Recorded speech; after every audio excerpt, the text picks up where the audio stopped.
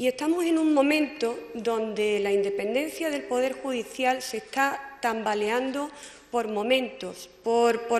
y además de manera extremadamente grave, quizá en proporción aritmética al crecimiento de los casos de corrupción política. Lo que pasa es que no todos nos damos cuenta, y no todos nos damos cuenta porque el juego procesal es algo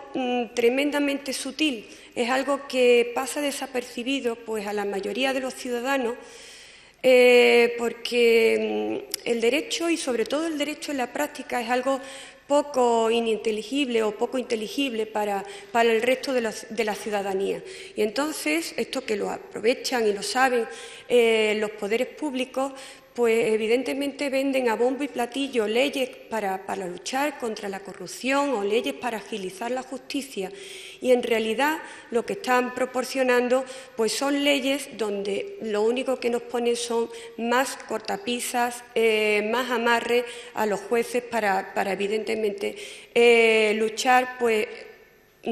por los delitos o contra los delitos, los delitos contra la Administración, o bien pues para lógicamente coartar esta independencia judicial. La independencia del Poder Judicial está absolutamente en crisis, y si está en crisis el Poder Judicial, está en crisis nuestro Estado de Derecho. Con esta situación el camino está servido, y está servido para que el poder político pues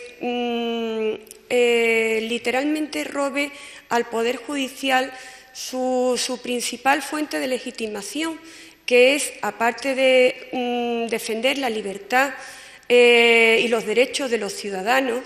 pues es controlar al Poder Ejecutivo, algo que está constitucionalmente protegido en todos los estados democráticos de nuestro entorno. Y el camino está servido.